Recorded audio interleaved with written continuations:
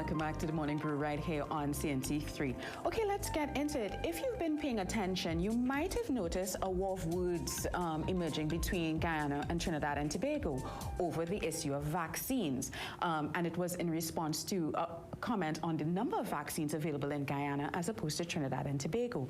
Dr. Rowley made some comment in last Saturday, two press conferences ago, and it elicited a response, a very impassioned response, from the advisor to the Minister of Health in Guyana, Dr. Leslie Ramsammy. Now, Dr. Ramsammy is a former Minister of Health himself in Guyana, and his comments have bbeen described by the Ministry of Foreign and CARICOM Affairs as misleading, disrespectful, and potentially damaging. So we are very pleased to be joined by Dr. Leslie Ramsammy just to bring some clarity as to where his concerns lie and how he feels now.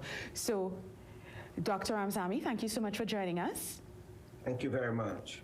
And Dr. Ramsammy is actually joining us from New York, so where you went to visit your family. So I wanted to say Happy Father's Day to you. Thank you. Now, before we go into our interview, I wanted to play those comments from the Prime Minister that caused some concern.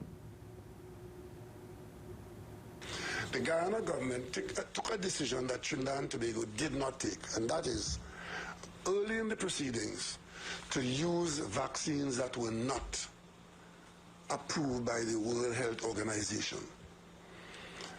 As a result of that, Guyana had a larger volume of vaccines available. We did not participate in that, and that explains it. So if one is looking at WHO-approved vaccines, it would be clear that Trinidad and Tobago got within its border more vaccines than any other CARICOM country. I mean, you described those comments as out of line and reckless. Why did you take that response to it? Okay, so there was another sentence too, and that sentence was, Guyana's vaccines don't count, and therefore Trinidad and Tobago is ahead in the Caribbean. Now, Guyana is not in a race with any country as to how much vaccines we have. We took a decision early that the vaccine in front of us, among the vaccines that were in use in the world, were the best vaccine. We followed that advice from Dr. Anthony Fauci in the United States, who had indicated and who had said that the vaccine in front of us is the best vaccine.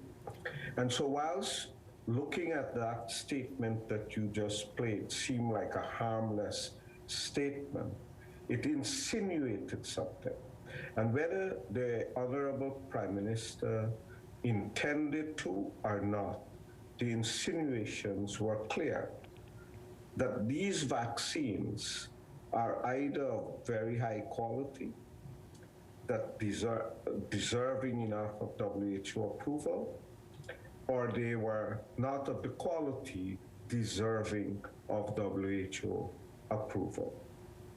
Now, in a world where there is vaccine hesitancy, where we are struggling to make sure that all of our people are vaccinated, such statements is like screaming fire in a crowded cinema.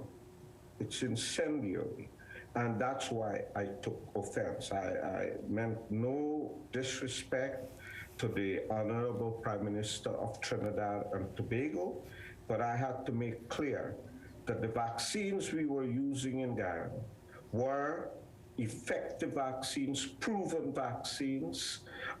We had done our due diligence. We made sure that the vaccines that we decided to use in our program, the vaccines that were available to us, achieved its goal, prevent people from getting sick and prevent people from getting infected.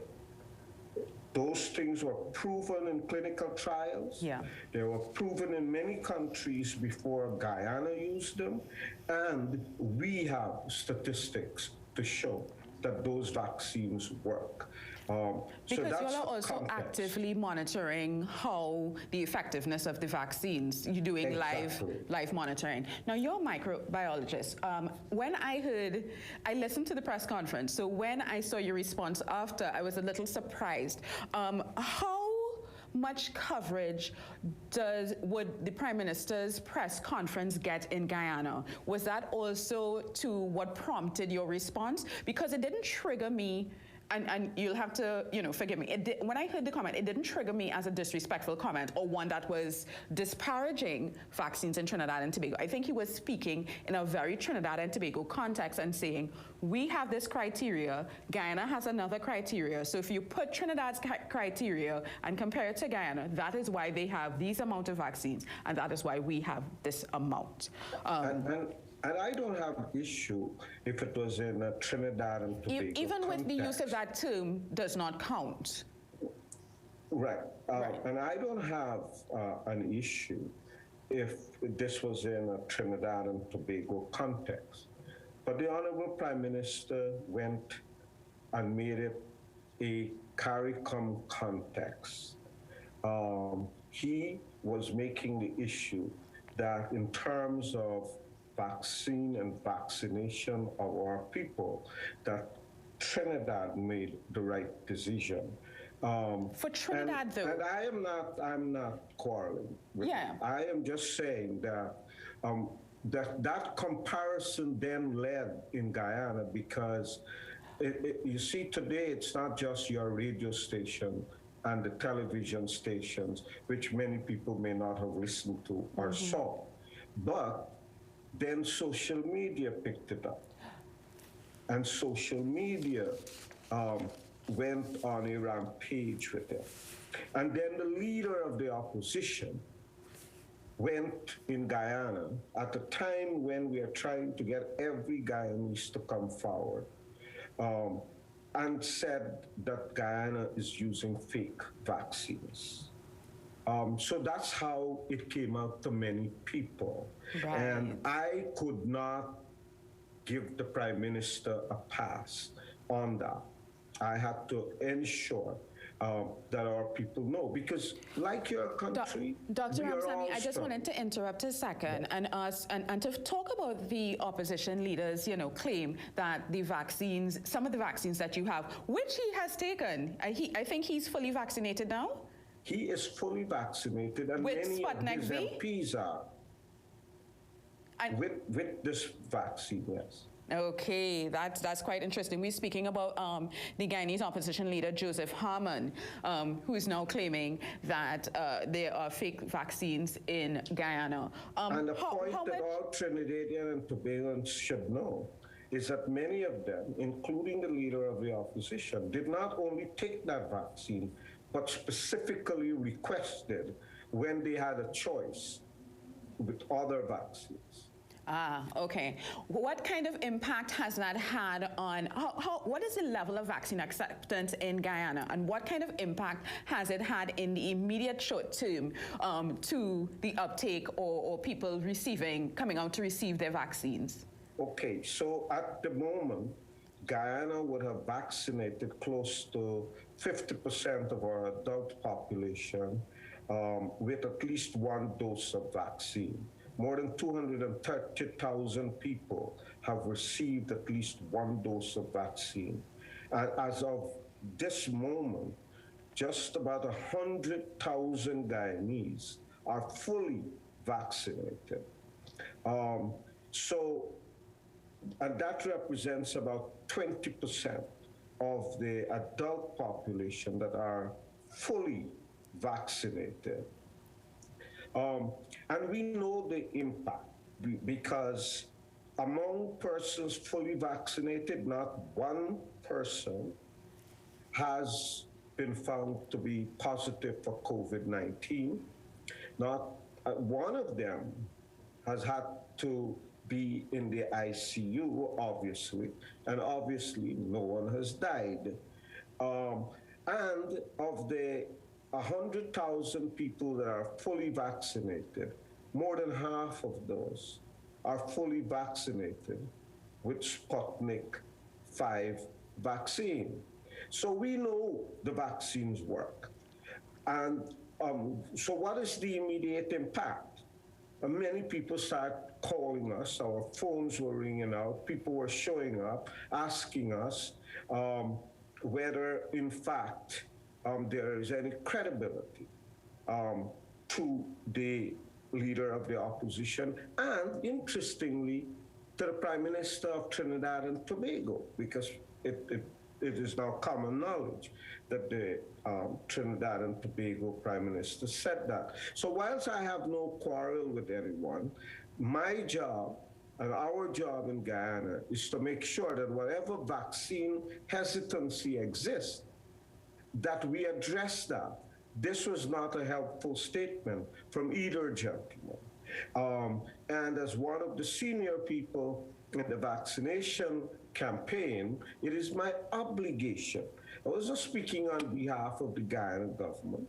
I was speaking on behalf of the team that is responsible to vaccinate every adult in Guyana this year, sooner than later. That's our goal. Is that your deadline? Every adult in Guyana? What number are you all trying? Does that translate to? We are trying to get to about 600,000 Guyanese, between 500 and 600,000 Guyanese, that we want to vaccinate this year. We don't want to wait for next year. Every day we wait, somebody is dying. And that is not good enough for us. A responsible government, a responsible Ministry of Health is going to make sure that it is today and not tomorrow. And that's our goal. The President of Guyana has announced that his goal is that as early this year as possible, every adult Guyanese. And when we have access to vaccines that are approved for a lower age group, we will go to that. So those are our goals, and we have an obligation. And we do have a whisper campaign against the vaccine in Guyana. Other countries have the same. And so when you have statements like these, it is not helpful. You were saying you have a whisper campaign against the vaccines. What are kind of the things, what are these things that you all are battling against? And which vaccines in particular? Early on, the opposition in Guyana was silent, and we know that they were in the communities encouraging their supporters not to take the vaccine. And so in the early stages, the low uptake were seen in communities that were generally supportive of the opposition parties, of the one opposition party, the leading opposition party. But we are overcoming that. And I am glad that the leader of the opposition a few weeks ago was forced, with people like me calling them out for their silence and for encouraging people. And they did. They did come out publicly and ask people to take their vaccine. But subsequently, they began other public declaration. One was the price we paid for the vaccine at $20 per dose. And then now this, soon after, the Prime Minister of Trinidad and Tobago issued his statement. The leader of the opposition came out with this fake vaccine story. So these things force us to distract us, force us into other type of activities, so that we do not stop or reduce the willingness of people to come forward and take their vaccine. I believe people, because of the instant response to these things. I think people were able to see that our vaccines work. And people saw the process. We didn't just go and take the first vaccine that was offered to us. We did our work. Guyana, remember, has CARICOM's oldest and most experienced food and drug regulatory authority. We follow all the rules. And by the time we took a decision to procure Sputnik 5 vaccine, more than 50 countries had already registered and begun to use them. Tens of millions of people had already been vaccinated with this vaccine when we took a decision. We studied the clinical trials data, and we had validation from the Lancet, which is one of the world's most leading medical journal. So Dr. Ramsammy, it wasn't a light decision. Yeah, and I'm not disputing that. I know because of how significant the COVID-19 crisis has been throughout the world, and specifically your role in ensuring that you have a very weighty goal in front of you, trying to vaccinate your entire adult population by the end of the year. And we will do it. Sorry? And we will do it. Oh, no, I'm hopeful that you are. The goal is really for the entire region to be as vaccinated as possible. You are former Minister of Health. You're currently the advisor to the Minister of Health. So you say when you make your statement, you're not speaking on behalf of the government. Has your health minister spoken to you about your comments? And two, has there been any real interface? Have you been able to maybe have contact with Dr. Rowley and put across your feelings in a more direct way? What sort of, because my concern is, what sort of impact will this back and forth have on relations between Trinidad and Tobago and Guyana, especially since there's a Chamber of Commerce that made a very concerning comment implying that our government is not very supportive of Guyana and Guyanese? Well, I spoke on my own behalf when I issued a statement as me. I'm not as the government of Guyana. But you're a senior advisor, though. Yes. But I do have a view when I speak for that. In terms of international issues, such as responding to Prime Minister, the President, the Vice President, and the Minister of Foreign Affairs have those responsibilities. And so I'm making it clear again. I had no intention of picking a quarrel with anyone, but I have a responsibility to ensure that any impact of any statement from anyone would not have any negative consequence to the vaccination campaign in Guyana. That's my concern. I am not in a race, and Guyana is not in a race with any country. We are in a race. And our race is with a virus, a deadly virus. And we are not of the view that if we can vaccinate our people, that's a plus for us. We want to make sure that every country in the region and the world, because in this case, if there is one country that is not vaccinated against this virus, we will have a variant of that virus that will then come back to haunt all of us. So until every adult citizen in the world is vaccinated, we are all going to be in a continued danger, a constant danger. And so, and Guyana, let me point out, has always taken these bold decisions. In the 1990s, late 1990s, when HIV, that scourge, was killing people across our region, and we didn't have medicine, Guyana was the country that went to India and brought medicine into our country and began the manufacturing of those medicine. Mm-hmm. And we took control of the HIV situation in Guyana. So we have always done that. And one point I need to note, that when the US on the 13th of December vaccinated its first person, and then in December of 2020 vaccinated more than 25 million people with the Pfizer vaccine, there was no WHO approval. Dr. Ramsammy, I wanted to go back to the matter of if your health minister, Dr. Frank Anthony, had a conversation with you about your statement. We talked, but the issue of whether I had a right to respond or not did not come up. But clearly, and following Minister on that, Anthony knows it. Right. And following on that, obviously, because there's also a CARICOM element to dealing with COVID-19, you have to interact, I'm sure, with counterparts throughout the region.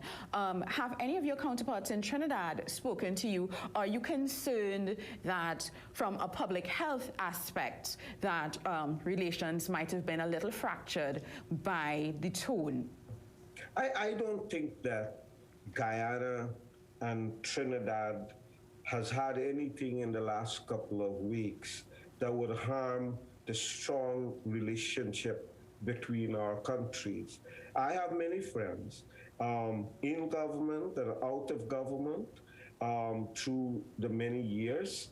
I believe that we have worked strongly together. A public statement was made on behalf of the government of Trinidad and Tobago. I clarified issues.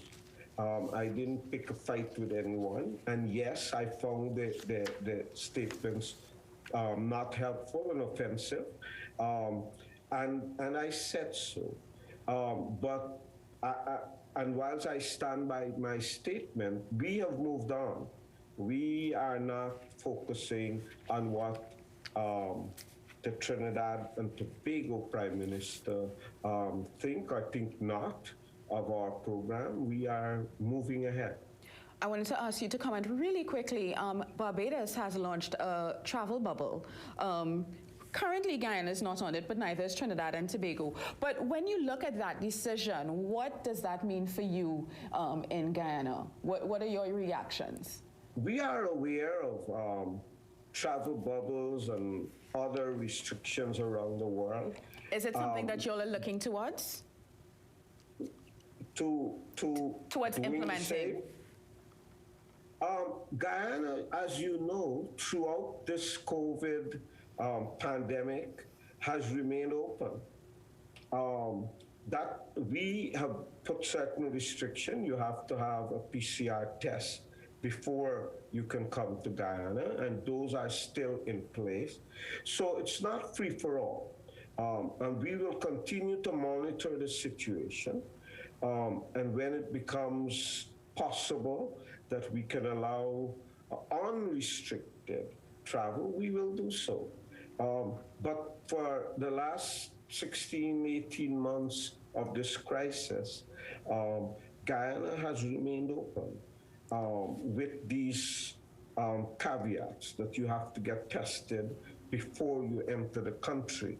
And if you arrive in Guyana with a PCR test that is older than 72 hours, then we require that you be tested in Guyana and be quarantined until your results prove that you are negative.